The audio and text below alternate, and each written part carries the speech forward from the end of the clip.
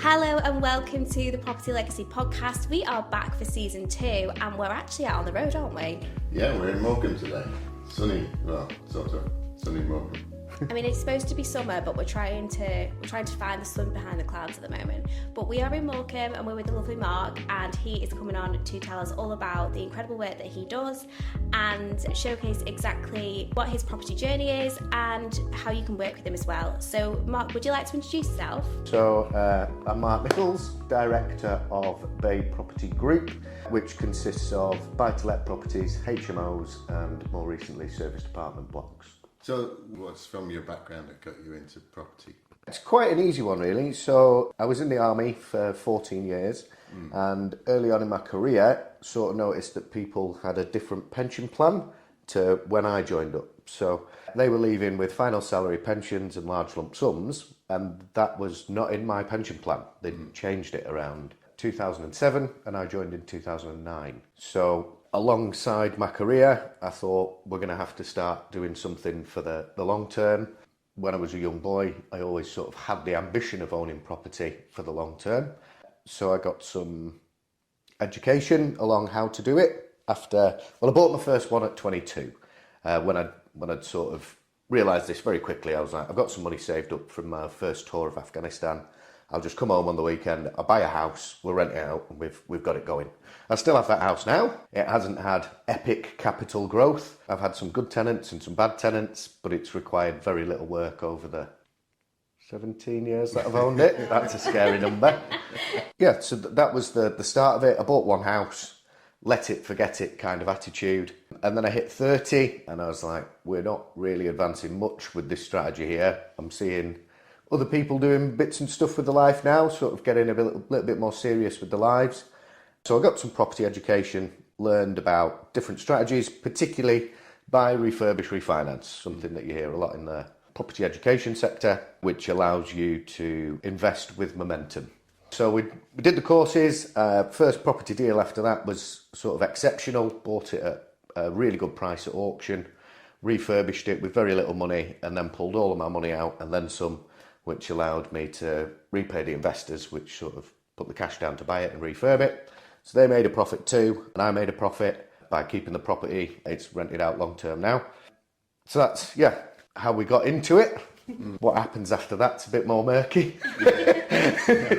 So what a lot of people ask is, did you go down a formal education? Did you go and buy education? Or did you just look what's on the internet, look at what the Facebook gurus are saying and try to emulate it? Or did you get an education? So I got an education, a very expensive education, and it didn't really teach me a right lot because I still made some massive mistakes. Yeah. The idea of getting educated is sort of learning from somebody else's mistakes so you don't have to. I don't know if it's the way that I am or... To be fair, I think it's like that way for everybody. If you're going into that entrepreneur life, we're going to make mistakes. It's never going to be smooth sailing. But then we also learn, I think we learn best from our own mistakes as well. It's easy to kind of get that education from someone, but until you're actually in it, which I think is what a lot of people struggle with. They do the course and they think, oh, it's fine, I can do it. Until you kind of get those scenarios, you think, oh, shit, what am I going to do? And that's the thing that's actually going to make you better at what you do and give you that experience. Yeah, 100%. So experience is the only way to create wisdom, right? Yeah. So I went down the formal property education route. I would sort of advise to do some of it, maybe at a low cost, but not necessarily for the education, to get yourself around other people that are doing the same sort of thing as you. The sort of crabs in a bucket scenario comes to mind, where you'll be pulled down by people as you try and elevate yourself. Yeah. Or you'll have imposter syndrome where you can't do it, but then you see other people doing it and there is some sort of competitive mentality with some of my friends that I went through education with early on. Out of the hundreds of people, there's maybe 5 that are actually doing something from my sort of cohort of education. Yeah, I must admit that's what I found through the education I did. We had the same education as everybody, but there is just a very small number that actually get there and actually do it. the main thing that I saw from education is to make sure you understand how to do it effectively and all the different strategies. Once you know all that, then it's all about implementing it and taking action. And obviously with your background, you're definitely an action taker and you decide what you want to do and do it. So how's being in the army really affected that in your now civil life? And how's it affecting your business? It makes building relationships quite easy. I have another business networking group that I sort of chair called BNI. Yep. Within that, there's 4 ex-servicemen. So then relationships build up really easily. The like, know and trust gap is bridged very quickly. I'd say that's probably the biggest thing, actually. So in business, when you meet somebody who is ex-forces, that gap closes really quick. Lots of trust there. You understand the way that you talk to each other and stuff is all mitigated, and there's lots of ambiguity taken away from the relationship very quickly. I'd say that's probably the biggest tick for it, without going on too long. Did you get any issues coming into that kind of mind frame, that mindset for property and it being an entrepreneur? Is it something you already had, do you think, or is it something you had to work on? I was very much an entrepreneur. I had to work on being a soldier. Right. And it's very hard to be 2 people. And they are 2 very different people. And I'd probably bit off more than I could chew.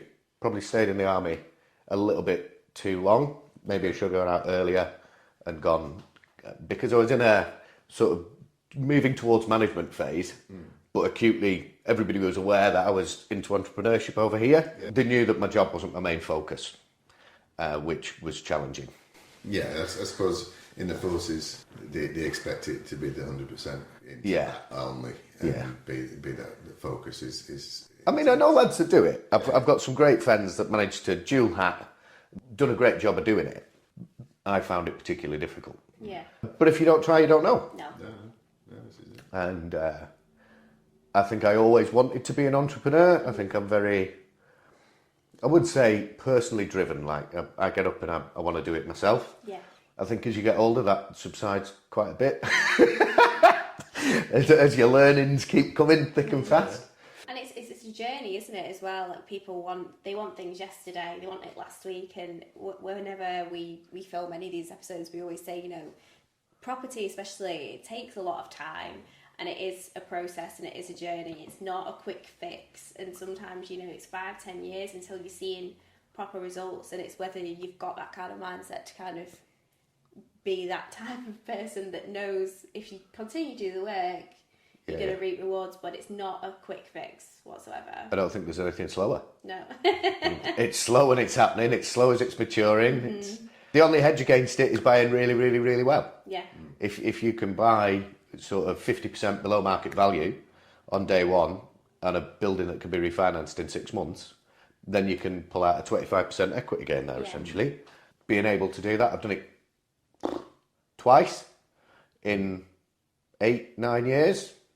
So you got to look for them deals. They are out there, but again, it's still not, you're not getting rich here. You're only making like 20 or 30 grand is sort of the money that we're talking about here. It's not your portfolio that's going to be worth millions over years. Yeah. That's always going to take time and investment and constant management and upkeep. And you've got to want to do it. Do you want to tell us about your Bay Property Networking Group? Because that is something that I think you're kind of most known for on a bigger scale, and I think that's important to kind of share with the audience.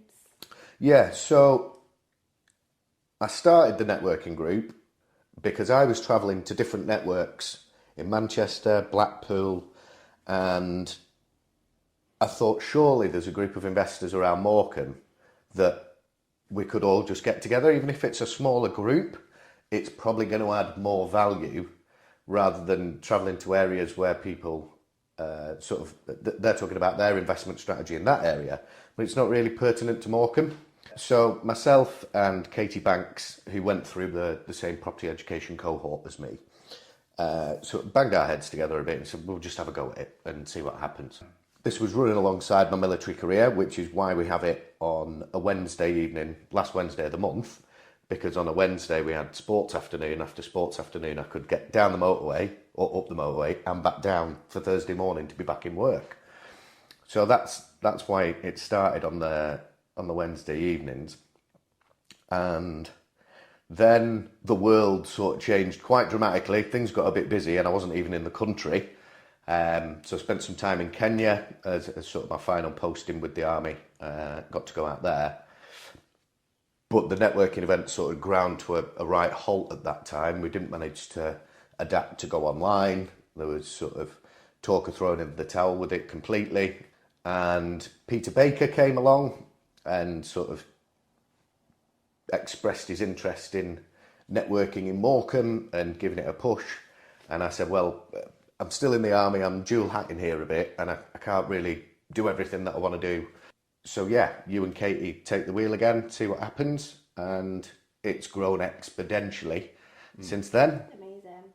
And yeah, I think we're doing a pretty good job for an idea that we're a bit nervous about, didn't really know how it was going to work out, and now we're doing site tours with some of the biggest developers in Morecambe that are doing multi-million-pound projects, and the learning aspect of it, going on site, meeting people's builders, seeing how they run a building site, what a site looks like to begin with, as well as sort of getting the information from the local mortgage brokers and insurance people and things like that. Yeah.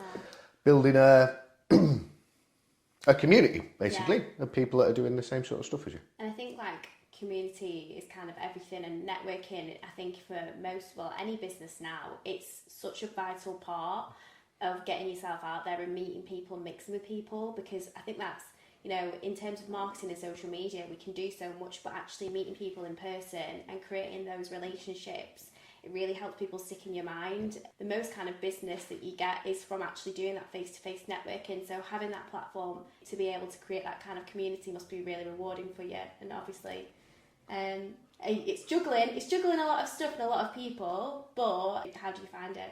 Do you enjoy it? I'm proud of it. Yeah. To be honest, the Bay Property Network pretty much runs seamlessly now, with three of us sort of dipping in and dipping out as and when, because life gets busy, business gets busy. It's not for money, so that nobody makes any money from it at all.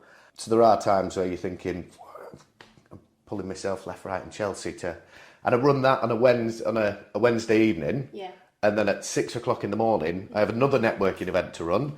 So I go through this sort of mad 48 hours with hardly any sleep, giving loads of energy, turbo fueled on coffee, and then sort of hit a crash Thursday evening. But it's once a month, and I still think there's a lot of value to it. So I'm proud of it. People are moving on with their journeys over the years. We've seen people do some great deals, very good standard deals that people are making. Derelict property come back to life. That's what I like. I think that's the bit that everybody misses. On Facebook you see the jets, the helicopters, the big lifestyle, the yachts. It doesn't really work that way. You could have a yacht around here, but it's just not going to look the same, is it? But no, it's all about that bringing the standard of property in your area up and helping the community get better, and it's all the community kind of based kind of thing. So from your investments in property, what strategies you mainly use? Interesting. So they sort of say that you should specify on one thing. I've done the complete opposite. So buy, refurbish, refinance houses onto ASTs with single tenants. It's by far the least hassle long term. But then I got excited and I wanted to move into HMOs as quickly as possible. So tried to do a development of a HMO. That was where my biggest learning happened. We don't have that building anymore. That got sold. Then we work in Burnley as well as Morecambe. We work with Burnley Council to regenerate derelict property there. So I've got one mini-mo, so a 3-bedroom HMO, which looking back now probably wasn't worth the effort on that one.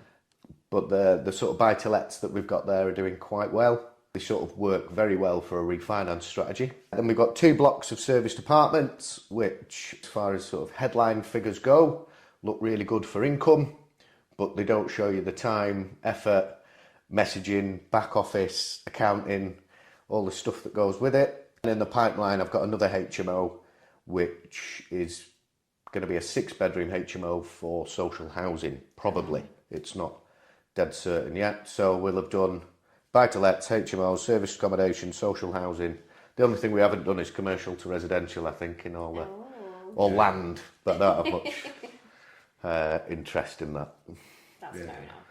So, what's the best strategy for somebody getting into property to actually try first? So I got taught early on that there's sort of a pyramid, and buy-to-lets, the word is grunters, stay at the bottom. They very rarely have any problems, and they just give you a nice cash flow coming in that's reliable. Then above that, you've got maybe social housing and HMOs, depending on how you look at it, depending on where they sit, generate a higher income for the price of the asset sometimes, but come with their own sort of challenges, management, tenants, more management, basically. Then going above that, you're getting into service accommodation and development, and they come with a different set of challenges. So I'd start off at the bottom of the triangle, essentially, and go with buy-to-let stuff. So, from your experience with service accommodation, because we're in one of your apartments today, we're going to have a look around a couple of different apartments, which would be good. This was done, I think you said, in how long ago? 2019 it was purchased, 2020 it was refinanced, so 21-22 was its first financial year, 23-24. No, we're maybe at 2.5 years that it's been up and running. So do you self-manage everything, or do you... Yeah, what do you have a team that works with you? Or? Do I have a team? So I've got my girlfriend Becky, she's invaluable, and my mother Norma, she's also invaluable. That's my team. What's great about them is they're cost effective. So they're really big on charity, and the Mark Nicholls charity is where they like to spend a lot of their time and effort. Good. So more seriously, yeah, without their help I wouldn't be able to operate the way that I do. So when we just had this block, I was doing the cleaning, my mother was doing the laundry. We do the laundry at a laundrette down the road where you put pound coins in, and then the drying and ironing, if the weather's nice enough, we'll do the drying outside and the ironing at home. And the front room is now just a large laundry facility instead of being a dining room. So yeah, that's essentially the team, how it started. I've now tried to integrate cleaners into my operating systems to educate people a little bit on how Airbnb, Booking.com, having your own direct bookings goes. There's a lot of back office stuff that you need to have in place. That back office stuff all needs to link up and talk to each other. We're quite used to Instagram and Facebook being really easy to use. The reality of it is all computer systems aren't like that. No. And I use one called Uplisting, which is quite good, but it's definitely clunky. And there's times where you can't log in, messages haven't been sent and things like that, where it requires immediate human input and management. And that's probably the biggest challenge that you don't hear about, is that guests need talking to. Yeah. Guests have problems. They have problems at 2 o'clock in the morning, 6 o'clock in the morning. You don't know when it's going to... Well, I do know when it's going to happen, when it's least convenient to you. Yes. That's when it's going to happen. And that side of it is hard. You're adjoined to it. It's not in any way passive. So if you're going to do it, know that it's going to be challenging and you're going to get into it and know why, I think. Yeah, you have to wear so many hats, don't you, in any kind of business? And obviously the hat collection just seems to get bigger and bigger. That's a very, very, very good way of putting it. Yeah. Didn't realise I'd have this many hats. No. Yeah.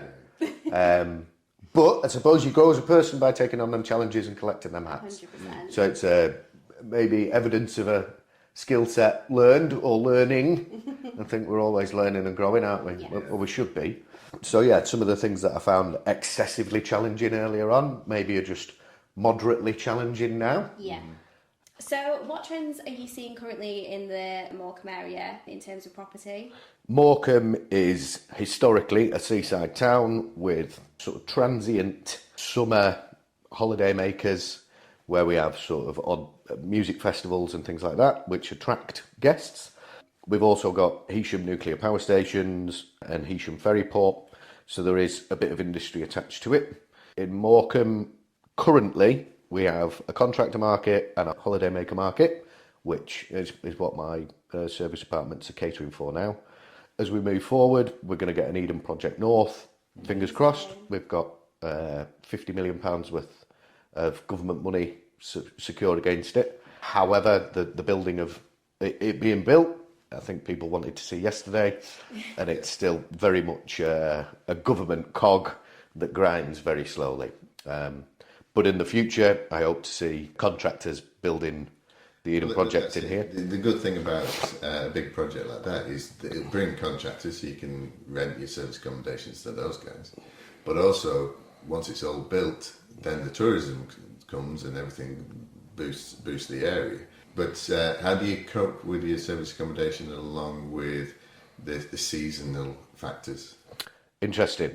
So last year, across the board, locally, everybody had a terrible year in winter. The only hedge against that is getting your power station contractors in for outages or noticing other large projects where there are contractors, because there are no holiday makers in winter, basically. So unless you secure some of them, it's going to get difficult. Fingers crossed the Eden Project contractors are going to start arriving this winter before Christmas. So we shouldn't see the same. We might, and it might be a really, really hard winter for us. The only other way I hedge against it is having a great summer and keeping some cash in reserves to keep you ticking over. The reality of it is people are having a hard time with service accommodation in Morecambe. Anticipating Eden Project, good. Managing the building until Eden Project comes, a lot more tricky. So with your future projects, like hotels, it's a part hotel you were talking about? Yeah, so I've stayed within a sort of strict thing for these 2 blocks of service departments. They've been flats for 10 years or more, so I've been able to title split them, which has added a little bit more value. Albeit once you've done that, you have to have a service accommodation mortgage product, which sort of makes the interest rate on them quite high.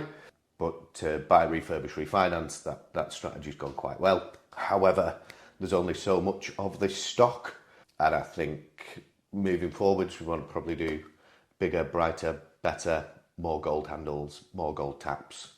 Maybe not jacuzzis, because I've heard that they're an absolute nightmare to run. But... Yeah, and they're a nightmare to clean as well. Yeah. Yeah, you have to change the water every new guest. Yeah, wow. So every clean, you're then having to drain all the waters at a time and then reheat them up and get them up. So you can imagine it's going to cost quite a bit. Yeah, on Airbnb, Booking.com, it'll be the top of the list, but there's a lot of cost to it as well. Yeah, might just get one of those old fancy D-shaped baths. Do you remember them? Yeah. Yeah, so moving forwards, that's what I want to do. Whether I go neck deep into another deal or not, or just sort of balance the portfolio a little bit, that's sort of on the cards as well. So that the Mark Nicholls that just constantly goes out and buys stuff by accident, he's slowing down a little bit now. As we've got a business, I think time spent operating and getting everything as streamlined as possible to secure that. It's my job now. Yeah. Whereas property investing alongside a military career was a bit fun. We're now at a point where we're taking it a little bit more seriously. And if a great deal pops up, don't get me wrong, I'll jump all over it. Yeah. But my main focus is making the service accommodation business run well, both in summer and in winter. So obviously, just going back to the networking topic, how important has that been for your business? Without my network of people, friends and established relationships that I've nurtured over the years since the sort of property education bit moving forwards, I wouldn't have been able to achieve what I've achieved now. It's the support when times are hard, which is most weeks. It's the sort of shared knowledge. Yeah. So what you don't know can hurt you, but if you ask your mate and he knows the answer, then you've just solved that gap very quickly. The more people that you know that are sort of competent, maybe even ahead of you, then the easier your investment career will be. I think as well, it's like a perspective thing as well. Sometimes, like I've got like business friends, and they're the people. I wouldn't go to my normal friends and ask them questions about my business because I'm just not wired that way. But you know, there are those people in your networks that you meet in these rooms of people and drinking cups of tea, and they end up being the people that you like really, really value their opinion on things, and really, really like they're the people you want to turn to, and they're the people, if you need that advice, you know you can go to them and get that advice. I think that's so invaluable in business. So the fact that you've got these networking opportunities and you manage to do them for lots of other people in business too is really, really essential, and it helps strengthen everyone's successes as well. Yeah, man. Funny things cropped into my head. So, like, my best property friend, the first time he met me, in his head, he goes, "That guy's a fucking prick." That was his first thought. And now we're so close. But he is an opposite personality to me. Yeah. So he looks at everything in a completely different way. Yeah. And I do to him. So when we get together, that sort of butting of ideas is super like, it gets you really excited. Yeah. But you have to bridge the gap of your personalities being different and deeply understand each other first to get around sort of your instant sort of thing. That guy's not for me. Yeah.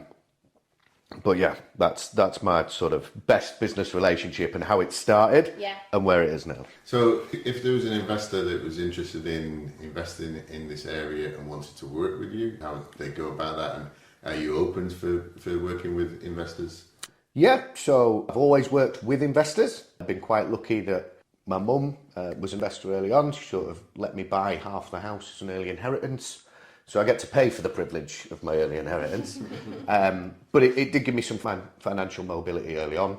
And then when I left the army, I got another lump sum, which gave me some more financial mobility.